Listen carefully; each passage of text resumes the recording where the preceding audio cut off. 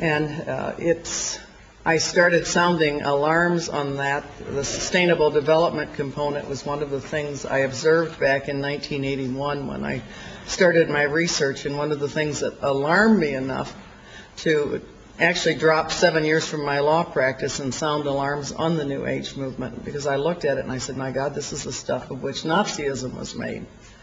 They were talking about global population reduction, Lebensraum, living space, breathing room. So I've fought 2 wars over the last 25 years. I've been in 2 big battles. And I did not initially think they were related, but increasingly I can see the battles are very much related.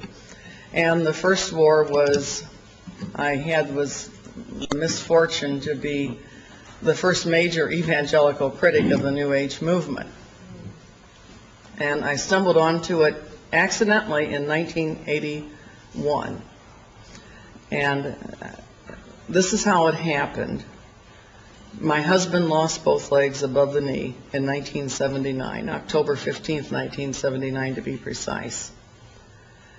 And I was happily practicing law and thinking I was safe for life. And that was a major disruptive factor. I went into literal shock. For the first time in my life, I could solve higher mathematical equations. First and the last time in my life. And I sat there and I was solving logarithms and working advanced mathematical calculations. And you have to understand, I went to law school because it was the only curriculum in the whole university that required no math.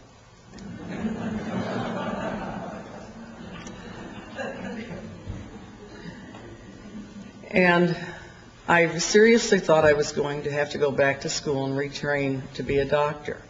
In fact, I bought numerous books on it. And then I went back to normal, 2 + 2 = 3, or is it 5? I'm not sure which. And there was a Methodist bookstore across the street from my downtown Detroit law office, Cokesbury Books. I went in there almost daily just to find things to help me make it from one day to another, because it was a very, very tough period in my life even after I came back to normal on the mathematics versus the words. And I read things that I thought would get me through a very difficult point of my life. And when I was through with the good books in the store, and they had lots of good books by lots of good authors, I found another line of books. And the books were by Baptists, Catholics, Episcopalians, Presbyterians, Mennonites. And the books were saying things like, we need a new world order. We need to make this paradigm shift. Up until I discovered the New Age movement, I thought paradigm was 20 cents.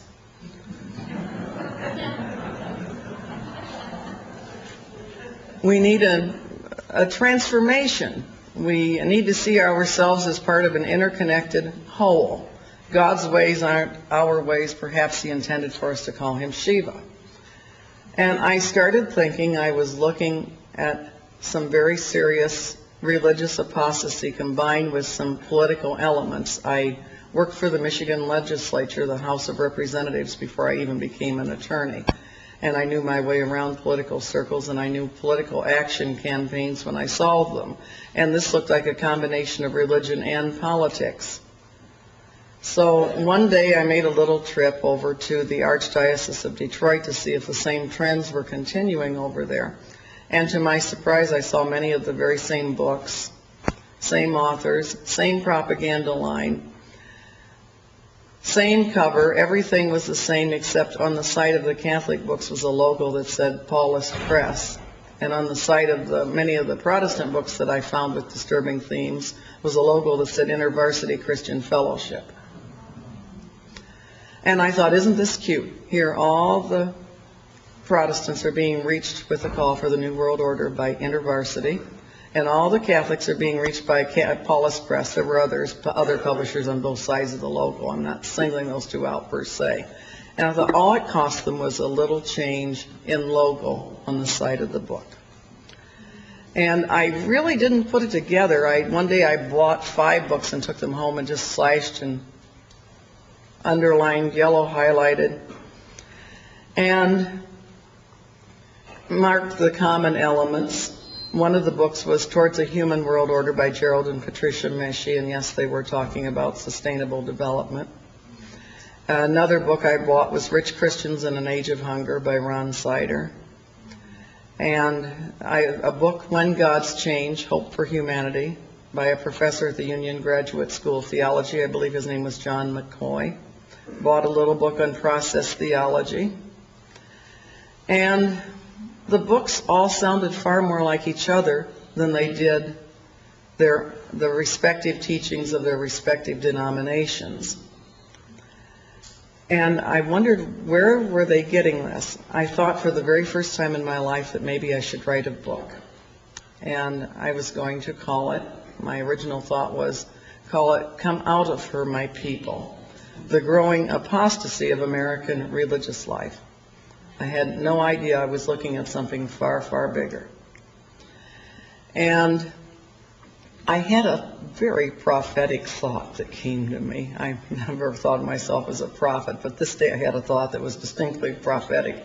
I never thought, would anybody publish your book? Would anybody read your book? The only thought that came to me was, boy, will you ever catch it if you do. Well, I wrote the book. It ended up being called The Hidden Dangers of the Rainbow, and I've been catching it ever since. And what happened to me along the course of that work was very interesting. The opposition came from where I least expected it. The support often came from where I least expected it. When I found these facts that compelled me to write it, I remember I sat there and I thought, political suicide, professional suicide, political suicide, professional suicide. And I finally just started brightening the corner where I was. I started with educating the people in close circles to me, the ones I came in contact every day. And every person in our office could tell you about this and have an intelligent discussion. Everybody that waited on me on a routine basis where I ate lunch in downtown Detroit could tell you about it. And friends that I thought would abandon me kind of closed ranks behind me and basically gave me some pretty good moral support while this was taking place. I remember I showed the materials to my pastor, who went on to become the head of Moody Bible Institute. And I thought he would take the ball and run with it. I hoped he would take the ball and run with it. Basically, he kind of looked at me like I was crazy. And at that point, I thought, my clients pay me for advice. They'll listen. So my clients, anybody that scheduled an appointment with me, ended up getting a seminar on the New Age movement, whether they wanted it or not. And they went out and they told their respective ministers and priests and friends about it. I had a call one day from a Catholic priest in Detroit, Father Edward Perrone, and he said that a parishioner who had not darkened a church door in many years had come to see him and was terrified. He said, "What did you have that scared this man so badly?" I invited him to come take a look. Well, he came to my office on a Friday afternoon. He looked through my materials. He gasped at some of them. He said, "I can hardly believe I'm holding this in my hand." And finally, he said, "I have to accept the truth of what you're saying." He said, "I saw too much of this going through the seminary." He said, "We have a terrible job facing us, how to wake people up without scaring them to death." Because when I was looking at the materials,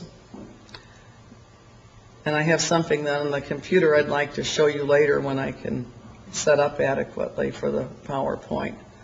But 1983, the New Agers really thought they were going to pull things off in 1982. 1982 was a target year for them. 1975 was a target year to make teachings on their new Messiah public. But at the point I was looking at it, I didn't know I was looking at that yet. I didn't understand fully what I was looking at until I found a book by a California writer named Marilyn Ferguson called The Aquarian Conspiracy, Personal and Social Change in the 1980s. And all the things I found disturbing, she found encouraging. She said, now the heretics are gaining ground. Doctrine is losing its authority. And knowing is superseding belief. And she quoted from a book called The Aquarian Gospel of Jesus the Christ.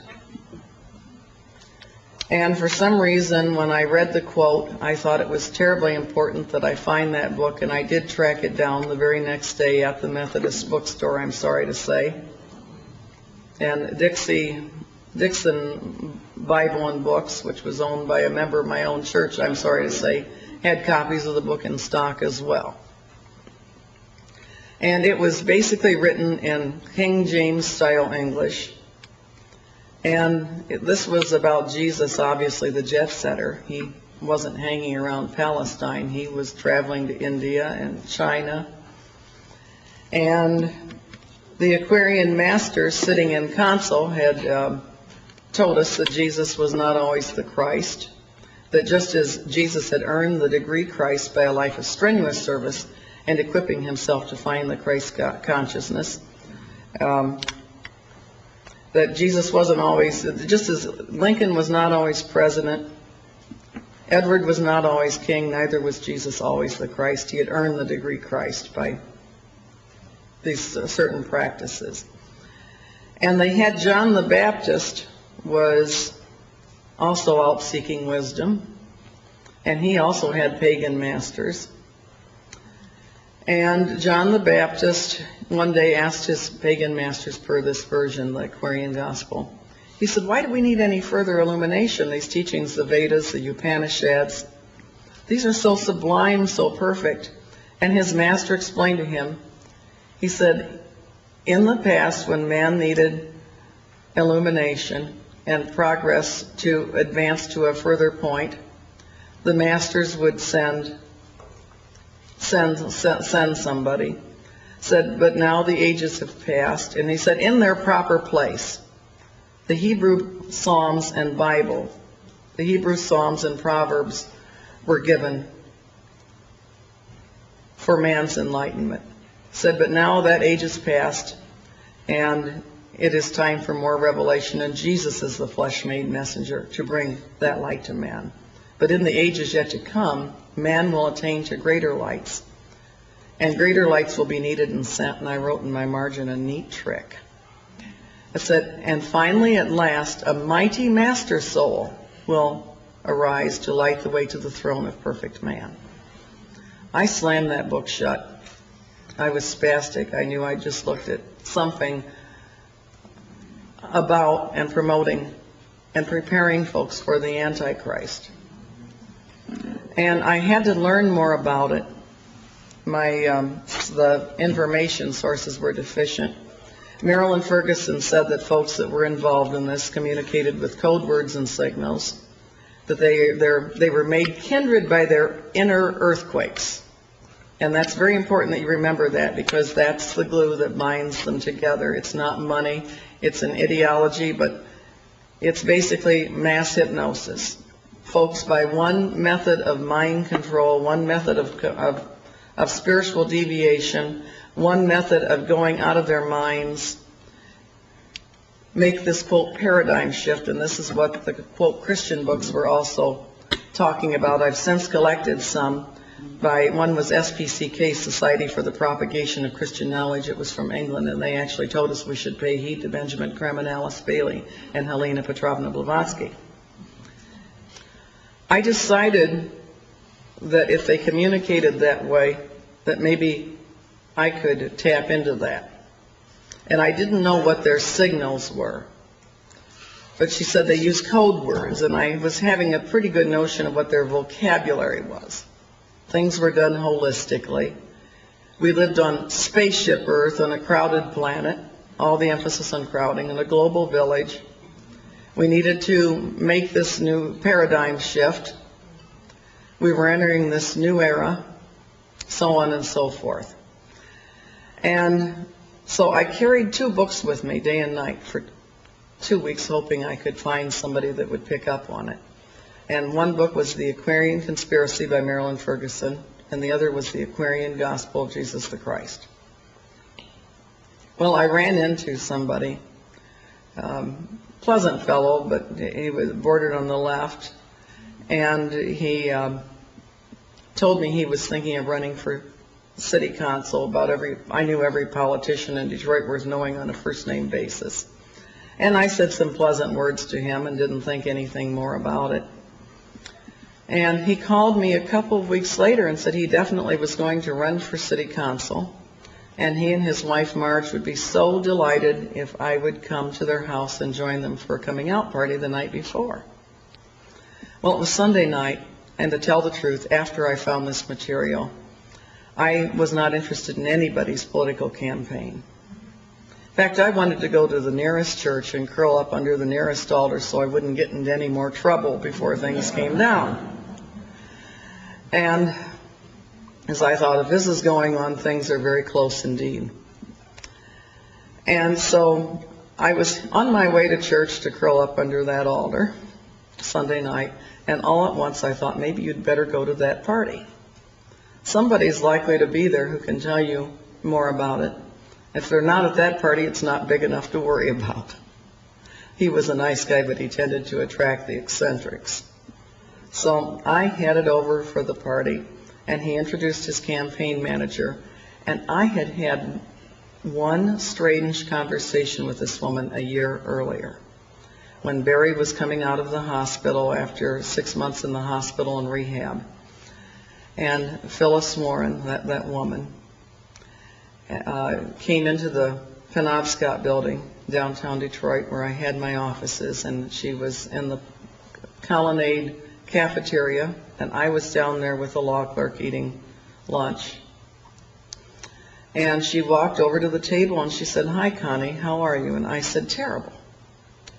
And she said, "What's wrong?" And I told her about Barry's accident, and she said, "Why, Connie, I can come over to the house and heal him for you." I said, "You can?" I said, "Phyllis, he lost both legs above the knees." She said, "It doesn't matter. I can come heal him for you." I said, "Tell me, Phyllis, how do you plan to accomplish that?" She said, "I've been studying healing." I said, "Well, I'm sure that if you think you can come heal him, you must have been. But I still don't understand. How would you accomplish that?" She said, "With cosmic energies I receive from the universe."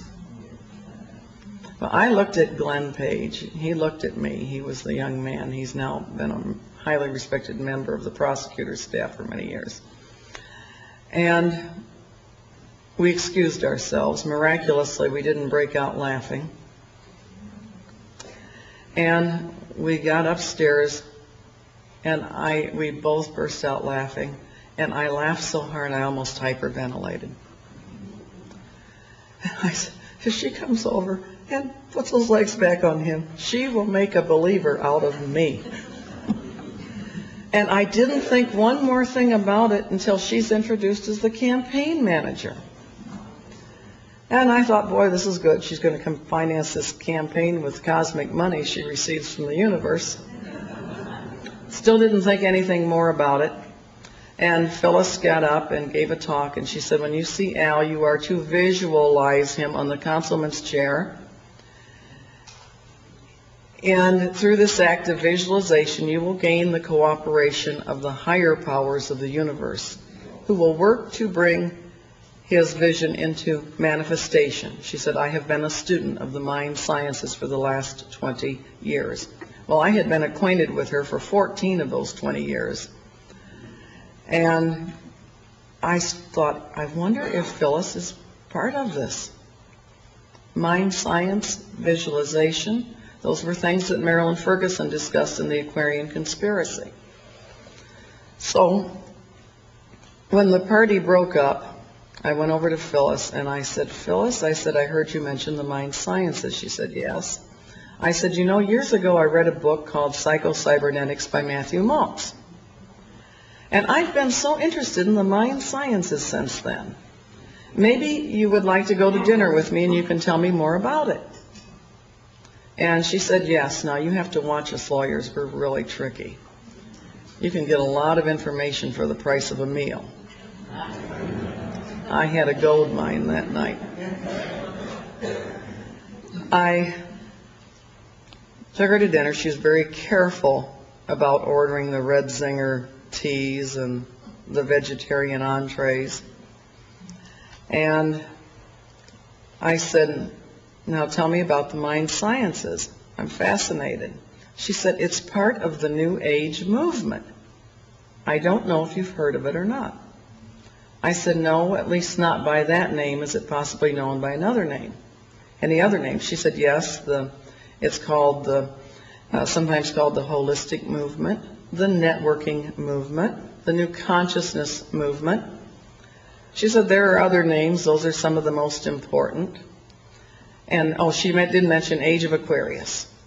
And at that point, I held up the Aquarian Gospel and I said, Phyllis, is this by any chance part of it? She said, why, yes, it certainly is. Now, so help me, I did not know they had a slogan that when the pupil is ready, the master will appear.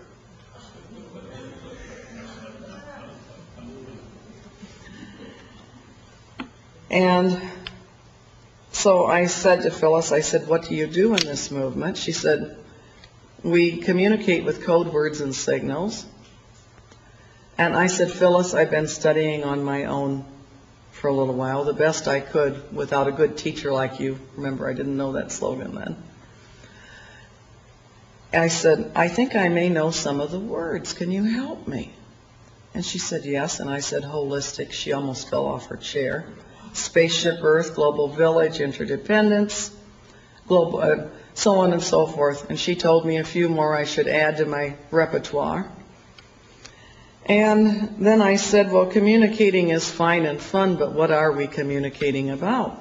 She said, we believe the mind operates on principles, just as one's body operates on principles. And if you want your mind to work effectively for you, you must know those principles. So, well, that's logical enough. Tell me, what are some of the principles? And she said, the most important principle of all is karma. And I had noticed this strong thread of mysticism running through it, both Eastern and Western. And I said, Phyllis, I said, could this possibly have anything to do with Eastern religions? She said, well, yes, Eastern religions are part of it, but we're much larger than the Eastern religions. And I did an inward gulp. I'm talking about 2/3 of the world's population, and we're bigger than that. And anyway, our food's delivered. And I said to Phyllis, I said, Phyllis, I said, I have to tell you, I've read the Aquarian Conspiracy. And when I said that, she frowned very deeply. And she said, Marilyn Ferguson is a friend of mine. We've appeared on many speakers' platforms together. She said, but you have to remember her limitations. She's only a reporter of the brain-mind movement. Add that as another name. She said, her book didn't really tell it the way it was. And I really thought she was probing, because Marilyn Ferguson said they would probe to see if there was any hint of opposition, because their ideas had been too easily misunderstood in the past. And she had also written that this time they were going to succeed because global communications had encircled the globe beyond any possibility of retreat, with fax machines and computer communication. And anyway, I thought Phyllis was trying to see if I was opposed to it. And I said to her, I said, Phyllis, I said, I read that book. It looked like a really good book to me. I said, tell me, what's wrong with it? She said,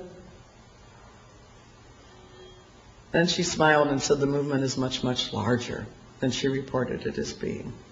And she was all smiles again. Marilyn Ferguson had understated the case, underreported the movement. And at that point, I said to Phyllis, Phyllis, you're going to think I'm crazy.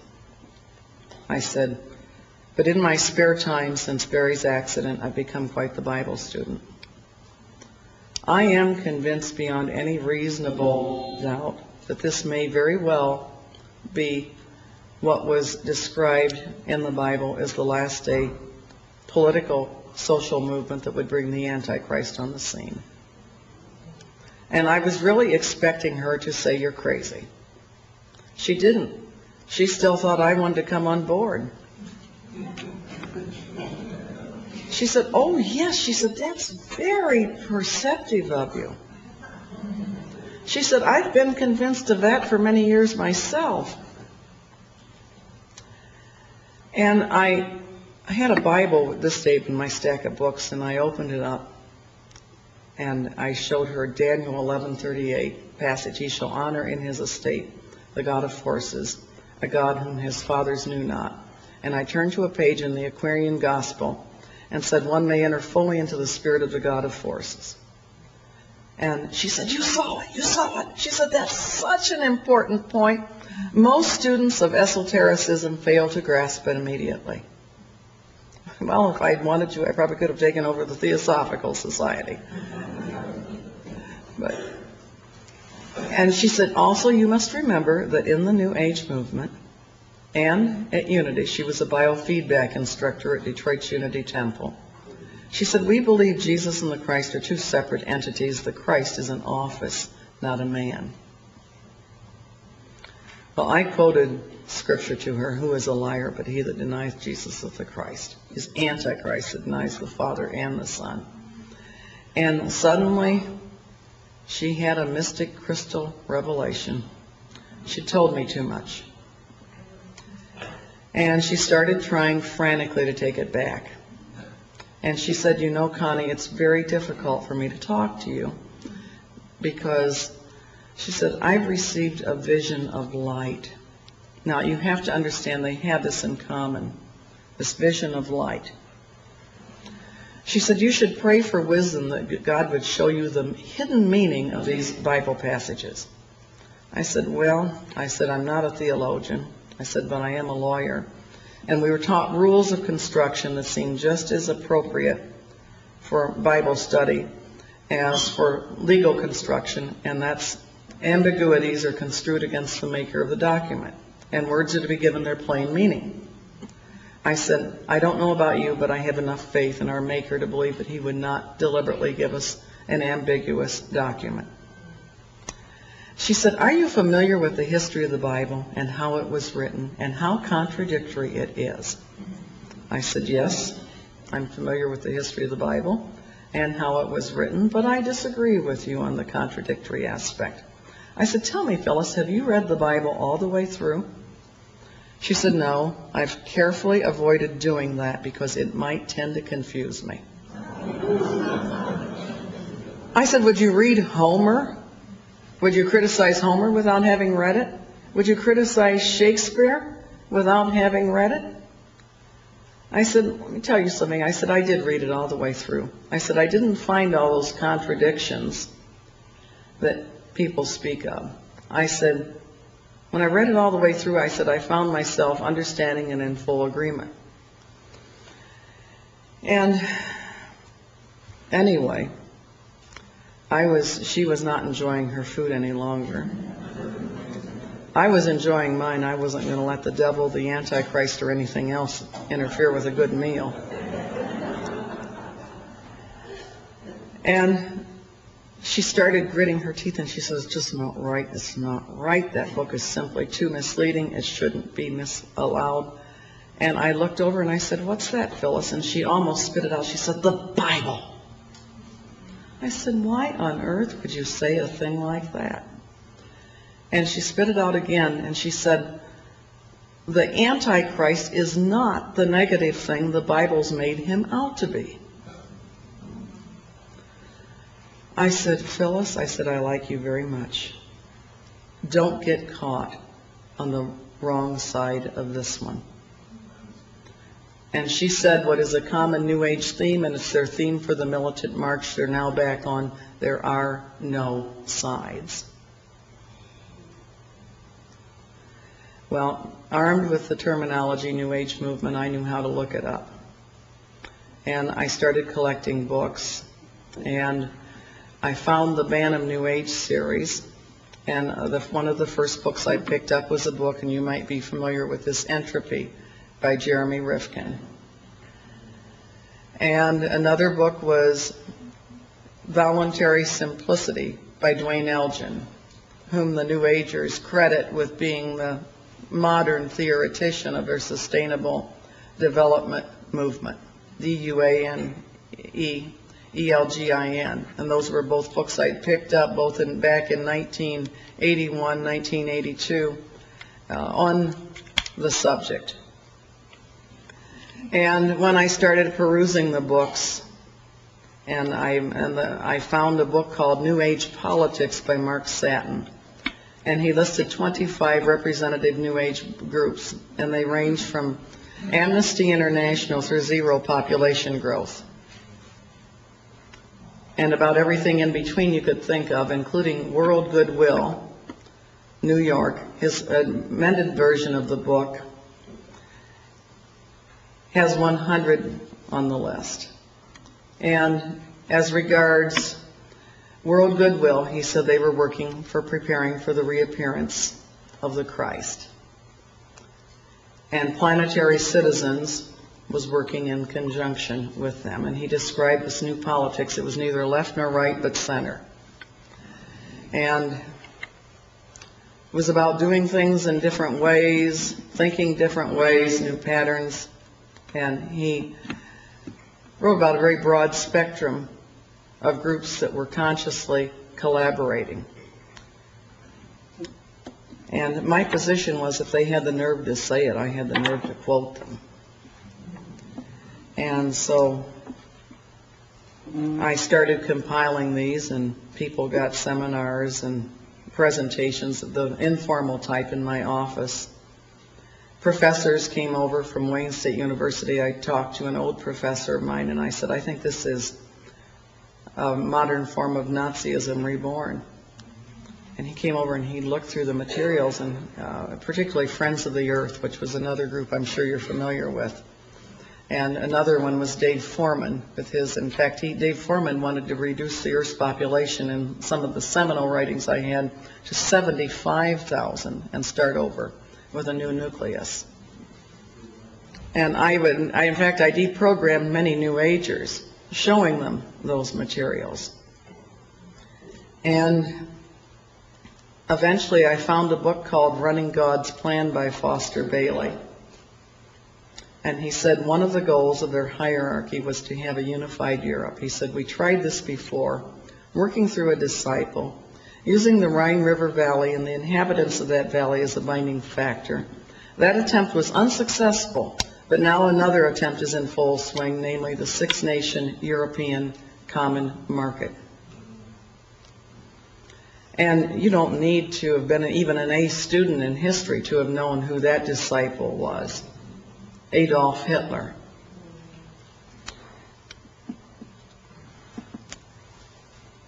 And one day I found a book. My son had pulled out a newspaper column for me and said, Mom, this sounds like what you were talking about. It was an advertisement for a bookstore called New Age or Mayflower Books. And they said they were a sort of metaphysical clubhouse. And I went over there one night, and he said, we're closing. And I said, I'll pay cash, and I need some very specific things, and I'll be quick. I made a long trip to get here. And he said, well, all right. And I said, do you have anything on the New Age movement? And he looked at me like I was crazy, and he said, lady, the whole store. And he said, I said, do you have anything on Findhorn? Because I'd found a book called The Magic of Findhorn. And he corrected my pronunciation. He said, you mean Findhorn? He said, our Findhorn section is right down there. Our David Spangler section is right down there too. And So I bought a selection of those books and a book by a very gossipy New Ager called Roland Gammon called Nirvana Now, and took them and analyzed them. And Reflections on the Christ by David Spangler you could carry into any Christian service, probably not attract a lot of attention, except they might think you were really pious. But inside that book, chapter called Lucifer, Christ, and God. And he said, Lucifer comes to bring us the final gift of wholeness. If we accept it, we are free, and he is free. And he said, the Luciferic initiation is a required entry point into the New Age. And I didn't leave it at that. I never take one source as my source.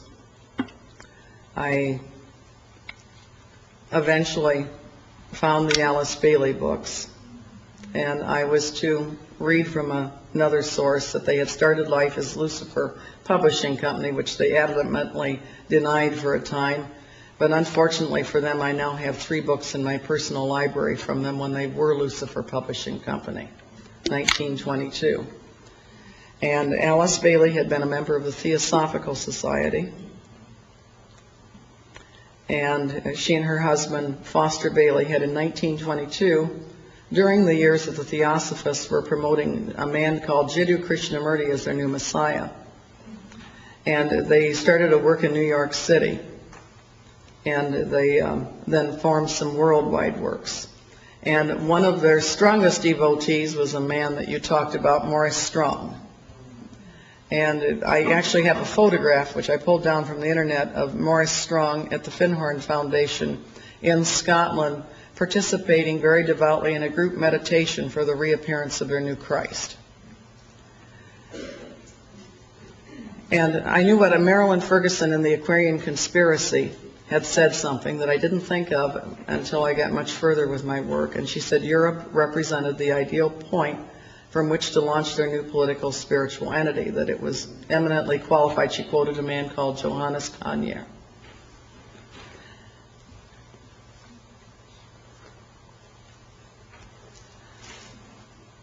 That was my first war. I started speaking against it, making presentations, trying to get the attention of anybody I could, largely unsuccessfully. We formed our own little group in Detroit. The priest that was interested had the idea that he could organize talks. He collaborated with my law partner, who thought I was spending too much time on it. He was right.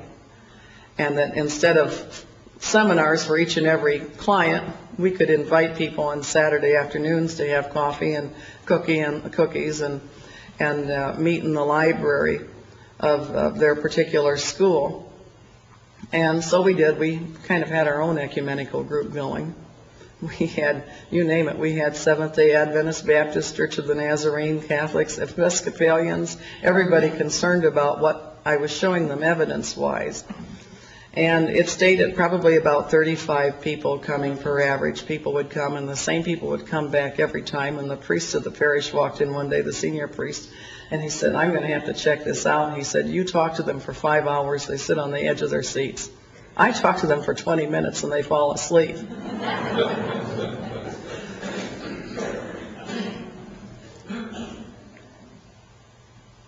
November 4th, 1981, I heard a very interesting man speak in Detroit. And I'll tell you how this came about. One day I went into that Mayflower bookstore, and I spotted a book called The Reappearance of the Christ by Benjamin Creme. And I bought it.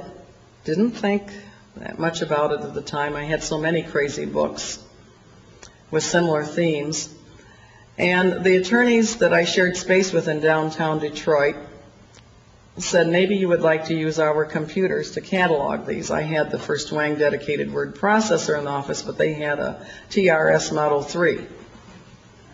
And they said, you're welcome to use our computer and get your own software, but you can use our computer, which I did.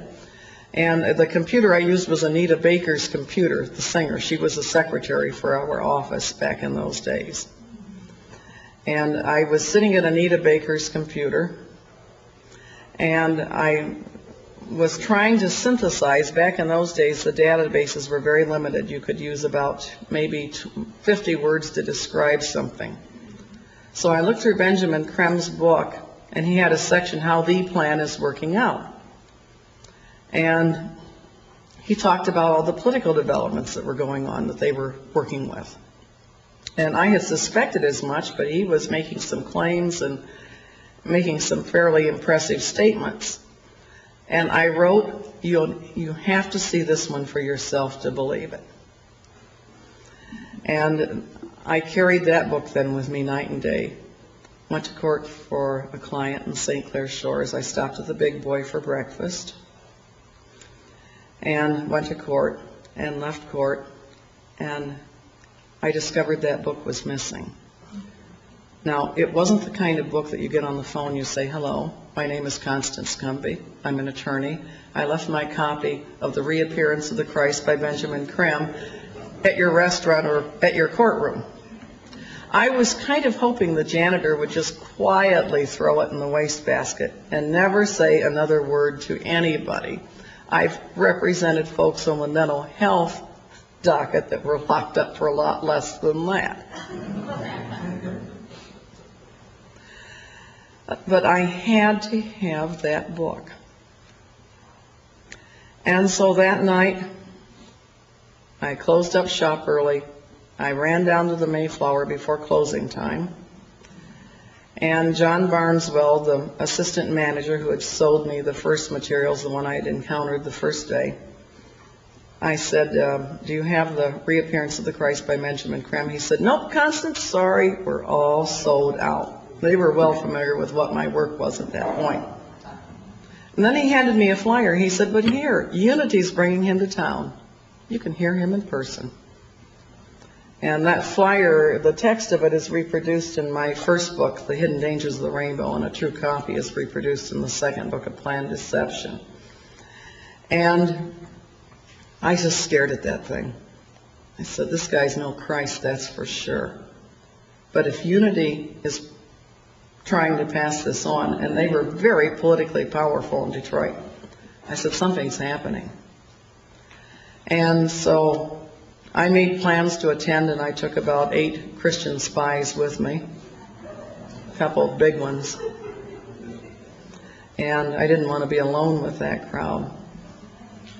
And it was an interesting evening, to put it mildly. I walked in, there were about 1,300 people in the hall seat of 1,300. Every seat was taken, and there were a lot of people standing besides. And I was stunned at the makeup of the hall. There was a former head of the Detroit Council of Churches who I knew from Detroit political circles. The entire Holistic Health Medical Association was sitting there very attentively, and their publicity director was acting as master of ceremonies for the evening, Dan Butts. And saw lots of prominent people in the crowd, and I saw people that had been friends. I saw a former law partner sitting across the room, and my accountant was in the room. I turned to a fellow behind me who was an independent movie producer and I said, Al, I know what I'm doing here tonight. What are you doing here? He said, because, Connie, he said, I'm taking a course in Unity, a course in miracles at Unity. He said, we are required to take a spiritual growth class when we join Unity. And I'm taking a course in miracles, and it's a class requirement that we attend. And I gave him a quick synopsized version of my objections to what was taking place that night, and he thanked me. And then Benjamin Krem walked in, and he did something with his hands. I don't know how to replicate it. It was like a wave. It looked something like that. And simultaneously, about everybody in the room but myself and my spies appeared to go into a very deep, instantaneous trance. And Benjamin Krem got up. He twisted his neck around it was as close to a 360-degree turn of a neck as I've ever seen. Normally, I can stare about anybody down. I did not want to try. His eyes were abnormally bright. I attributed it to the very expensive sodium lighting they had for the video series they were obviously attempting to make. I coughed. I did everything I could to try to break the spell on people, rustled the papers on my lap. When they took the first break, there was a rather heavy-set woman sitting there. I tried to come through, and she put her knees out so I couldn't move. I said, "Excuse me." She said, "That will teach you not to rustle papers when he is speaking." I'm sure under normal circumstances she would not have dreamed of that type of social behavior. Well, Benjamin Krem had announced that after the break they should regather and they would do a mass recitation of the Great Invocation. This is the prayer by Alice Bailey. From the point of light within the mind of God, may light stream forth, so on and so forth. It literally is a prayer to the Antichrist to come and take the world for Lucifer. And the last line of that, quote, prayer is, "Let light and love and power restore the plan on earth, and may it seal the door where evil dwells," which I had already learned from reading the Bailey books, that meant sealing Jews, Christians, and Muslims off into their own separate place. And basically, they were going to be the phoenix that would arise from the ashes to build a new civilization.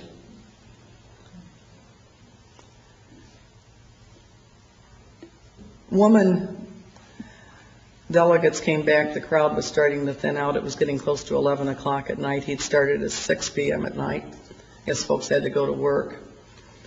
And the woman that came next stood next to me, very prim, little black lady, very neat, very trim. And she looked like she could have been an activist in any Black Baptist church in Detroit, head of the altar committee or something.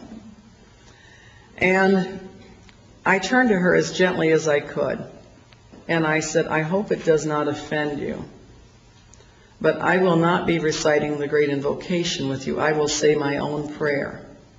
She said, "No, honey, that's all right. We all have our own paths to God." And I said, "The reason I will not say the Great Invocation is the scripture said very clearly the Antichrist would come and deny that Jesus was the Christ." I said, "Benjamin Krem has denied it fervently all evening on behalf of this Maitreya character." And the woman said, "There's been many Christs." I said, "There's been one. His name is Jesus." And they turned from rows around and looked at me like I was from outer space. This is the church that the same area where Marianne Williamson later went to become guru and head of a large Michigan Unity church, and many of the same people were in attendance. And this was the Palmer Park church. She took the Warren church. At any rate, Benjamin Krem came in, and he promised the group they were going to recite the Great Invocation, and then he was going to have a transmission from Maitreya the Christ as soon as that thing was over.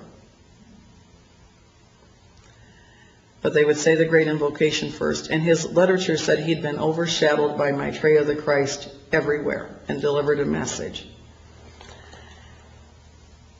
They started, from the point of light within the mind of God, may light stream forth, and I went nice and clear, and all the acoustics in that room were wonderful. Our Father, who art in heaven, hallowed be thy name. Thy kingdom come, thy will be done. And I did that every single stanza. And they got down to the last part and said, "Let light and love and power restore the plan on earth, and may it seal the door where evil dwells." And I said nice and clear, "May Jesus Christ return to earth and end the evil present in this room tonight."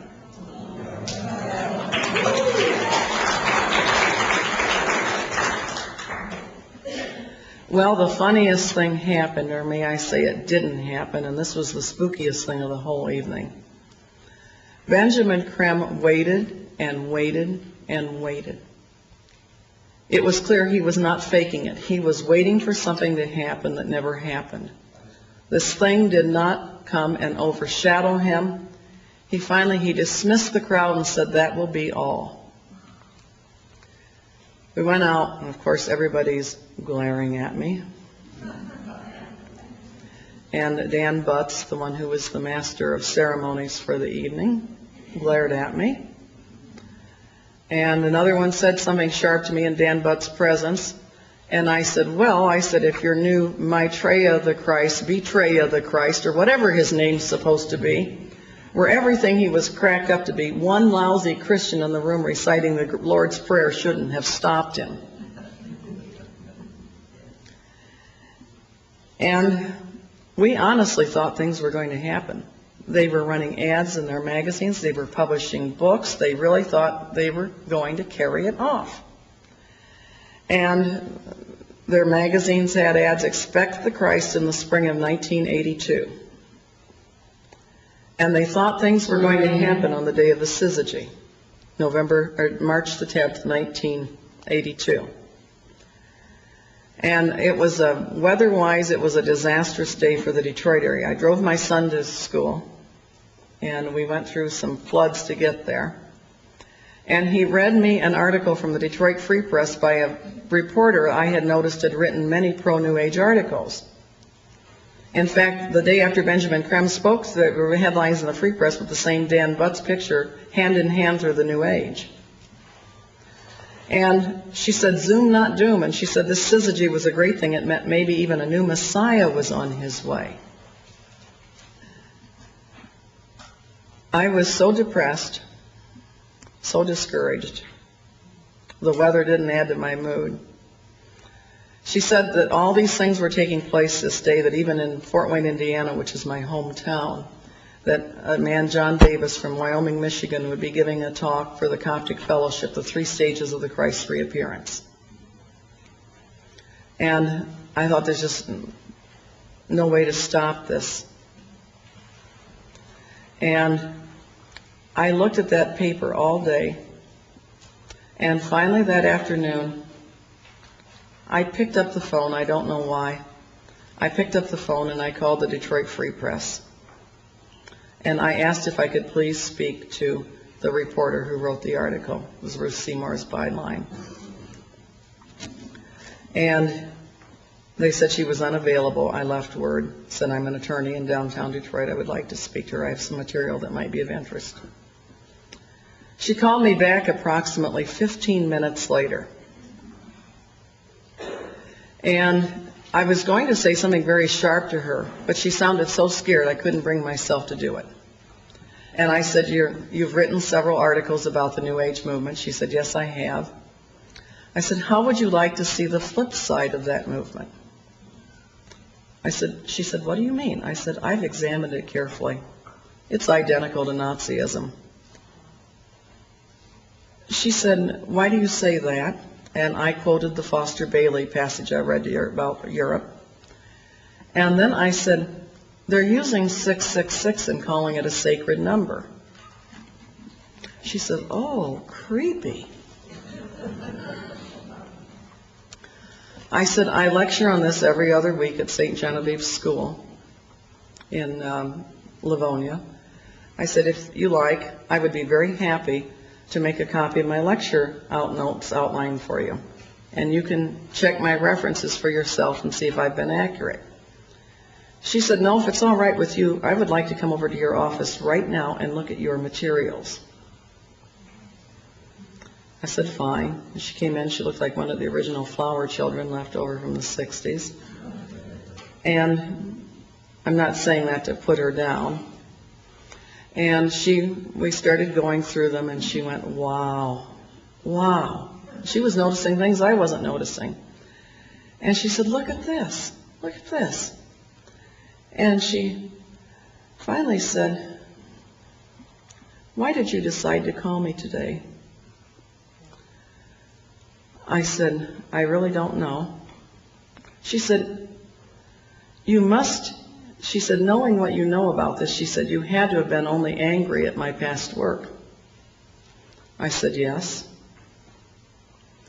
She said, "I'll bet you thought of writing letters to my editors." In fact, I and every other attorney in the office, both Christian and Jewish, were going to write those letters.